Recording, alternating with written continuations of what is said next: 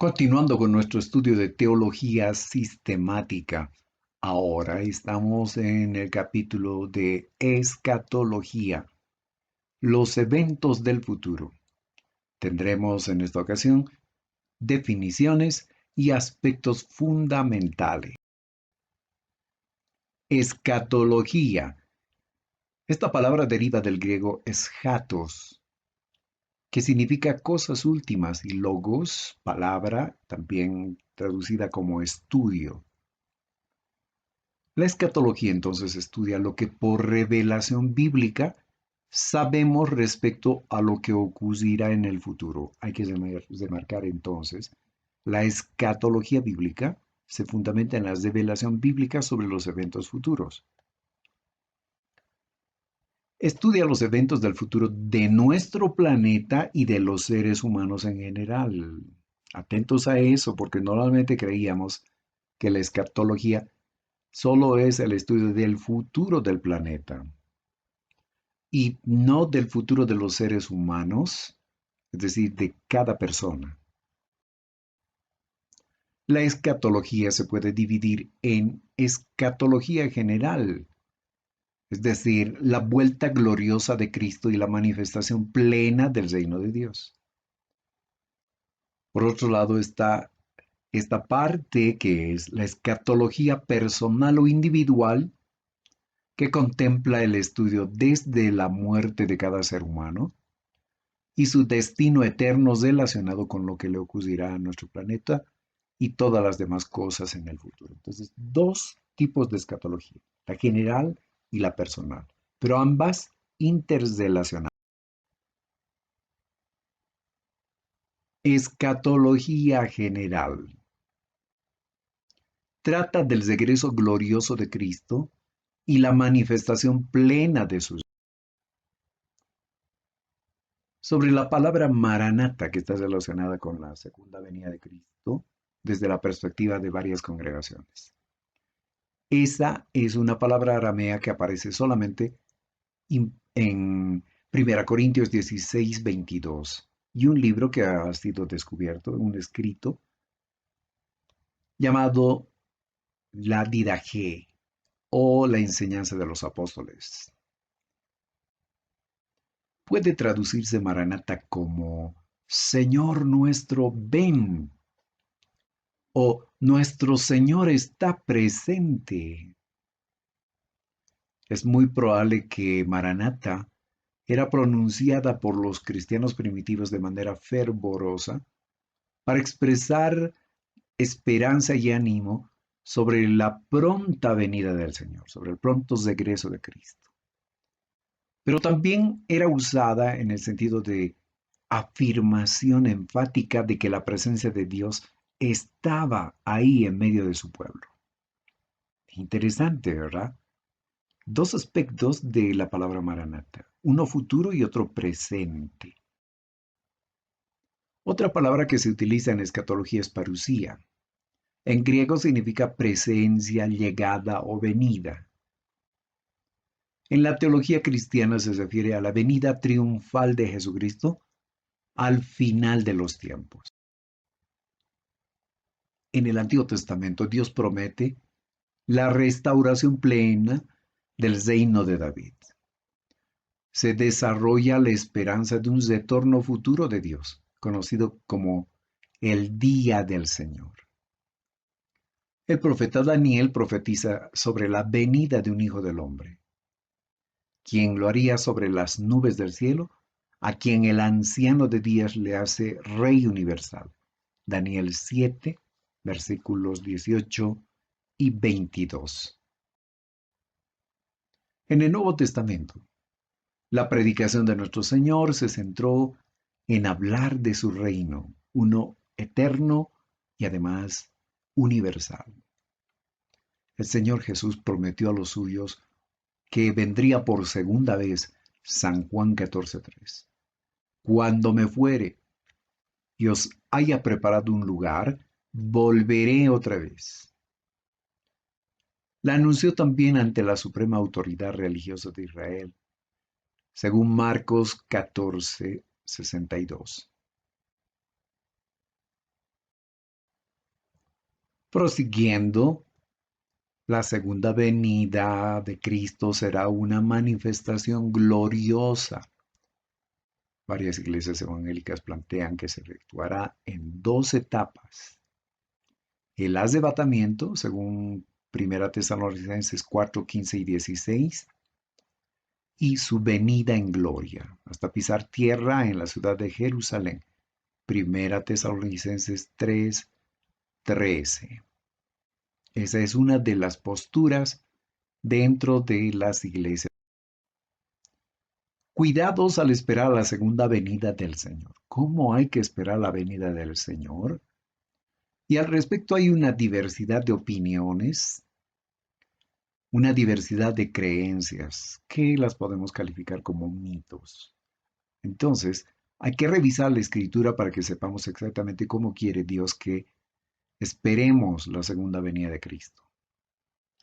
Esperar la segunda venida del Señor no supone una huida o desprecio de las responsabilidades de esta vida.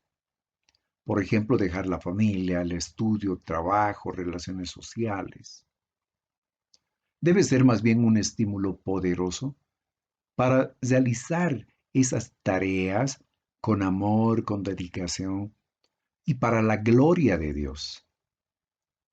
Debemos estar conscientes de que a su vuelta Cristo nos examinará sobre el amor, la seriedad y la competencia con los que habremos empleado los talentos, dones, bienes y todos los recursos que hemos recibido de Él. Esto lo vemos, por ejemplo, en San Mateo capítulo 20. Debemos cuidarnos de no esperar la venida del Señor entonces de manera equivocada. Segunda Tesalonicenses 3:10. Si alguno no quiere trabajar, que tampoco coma. Segunda Pedro 3:8. No se os oculte una cosa. Un día ante el Señor es como 1000 años y 1000 años como si fuera un día. Otros cuidados que debemos tener al esperar la segunda venida del Señor. No intentar hacer un cálculo de la fecha exacta de su venida. No olvidemos la historia del gran chasco y otras similares que a lo largo de los siglos ha ido ocurriendo. Personas que pretendieron saber con exactitud la fecha, la hora del retorno de Cristo Jesús. Otro aspecto muy importante, no se debe mezclar supuestas profecías sobre el fin del mundo con la profecía bíblica. Las profecías mayas, las de Nostradamus, de la Virgen de Fátima y otras de varios grupos esotéricos. Otro cuidado que hay que tener, no hay que obsesionarse con las profecías sobre el fin del mundo, sobre la venida del Señor. Recuerden que no es el único tema de la Biblia. Dios quiere que podamos atender todo su consejo, que podamos estudiar y poner en práctica todo lo que Él nos enseña sobre tantos tópicos de la vida aquí en la tierra y por sobre todo la vida eterna. La segunda venida de Cristo será una entrada en este mundo en el esplendor de su gloria, acompañado de todo su séquito celestial. Por cuanto no se sabe el día ni la hora, la exhortación bíblica en Marcos 13 y Mateo 24 a los creyentes es velar, es decir, estar en estado de alerta, procurando que nuestra comunión con Dios sea permanente y saludable. Lo que Dios sí nos ha proporcionado son pautas para que sepamos que su venida está cercana. Segunda Pedro 3:10 al 11. Pero el día del Señor vendrá como un ladrón. En aquel día los cielos desaparecerán con un estruendo espantoso. Los elementos serán destruidos por el fuego, y la tierra con todo lo que hay en ella será quemada. Ya que todo será destruido de esa manera, ¿no deberían vivir ustedes como Dios manda, siguiendo una conducta intachable y esperando ansiosamente la venida del día de Dios, dice el apóstol Pedro. Continúa diciendo, ese día los cielos serán destruidos por el fuego y los elementos se derretirán por el calor con el calor de las llamas. Pero según su promesa, esperamos un cielo nuevo y una tierra nueva en las que o en los que habite la justicia. Marcos 13 habla de señales que van a preceder a la venida del Señor. Habrá engaño a los discípulos, según el versículo 5 y 6. Guerras y rumores de guerra. Nación contra nación, versículos 7 y 8. Terremotos, hambre y alborotos, versículo 8 también. Persecución a los discípulos, versículos 9 al 13. Los entregarán a los concilios, los van a azotar en las sinagogas, llevándolos delante de gobernadores y reyes para testimonio a ellos.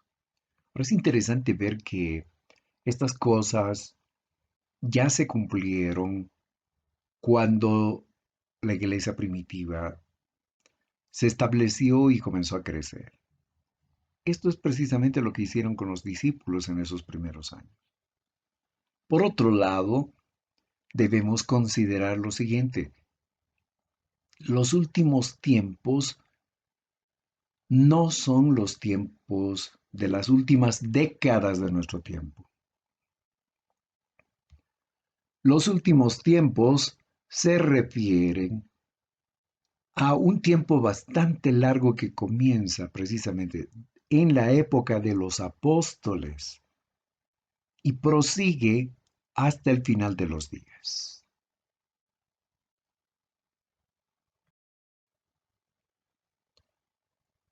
Habrá una colocación de la abominación desoladora y lo que deben hacer quienes lo vean. Versículos 14 al 20.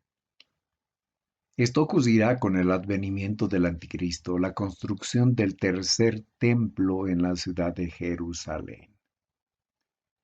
Para entonces el Señor dice lo siguiente: los que estén en Judea deben huir a los montes, los que estén en las azoteas no deben descender para tomar algo, los que estén en el campo no deben volver atrás para tomar su capa. Las que estén encintas pasarán gran dificultad, dice el Señor. Bien, un anticipo de esto ocurrió cuando Jerusalén fue invadida por tropas romanas para someter a los judíos rebeldes. Su templo fue destruido, los judíos fueron perseguidos, los creyentes fueron perseguidos, y esta parte de Marcos 13, 14 al 20 se cumplió en esa época.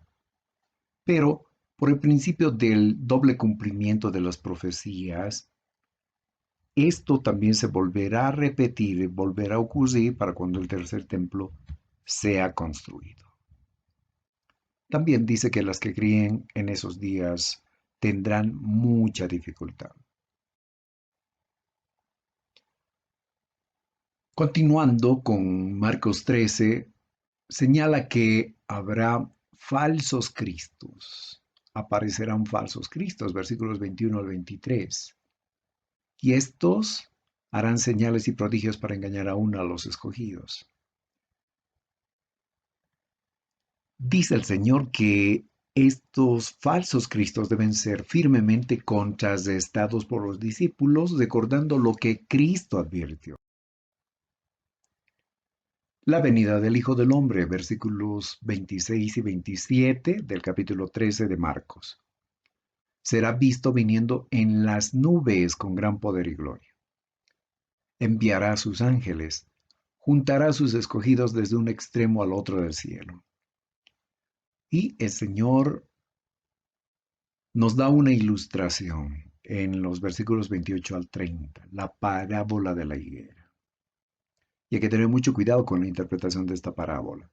Muchos se equivocan diciendo de que se trata del pueblo de Israel. Pues simplemente esta parábola quiere decir, así como ustedes saben que una nueva estación dentro de las 4 estaciones que hay en el año, así como ustedes ya saben que una nueva estación ha comenzado, así también cuando vean las señales, sepan que está cerca. No está diciendo Pongan atención en el 14 de mayo en que fue establecido el pueblo de Israel como nación independiente y hagan un cálculo de 70 años o 60 años o cosas como esas. Tenemos que tener mucho cuidado entonces. Es curioso que Israel más bien en la Biblia es presentada como una vid y no una higuera. El día y la hora de la venida del Señor. Versículos 31 al 33. El Señor Jesús afirma la seguridad de su venida. Dice que es atribución privativa del Padre conocer el día y la hora de ese suceso. Solo el Padre. Y el Señor Jesús estuvo de acuerdo con esto y dijo, perfecto, solo tú conocerás. Y el Espíritu Santo también. La responsabilidad de los discípulos es velar y orar. Es decir, estar atentos y en permanente comunión con Dios, dialogando con el Señor. Oración. Segunda ilustración, la parábola del dueño de casa y los siervos, versículos 34 a 37. El contenido de la parábola, el dueño de casa y lo que hizo. Se fue lejos, dejó su casa, dio autoridad y tareas a sus servidores. Mandó al portero que velase. Revisando el significado de la parábola, llegamos a la conclusión que los siervos y lo que deben hacer es lo siguiente. Deben velar porque no saben cuándo volverá su Señor. Deben velar para que no sean hallados durmiendo. Y de esta manera concluimos con el estudio de esta parte de la escatología, el estudio de los eventos finales. Les extiendo nuevamente una cordial invitación para que prosigamos estudiando en la siguiente presentación. Muchas gracias.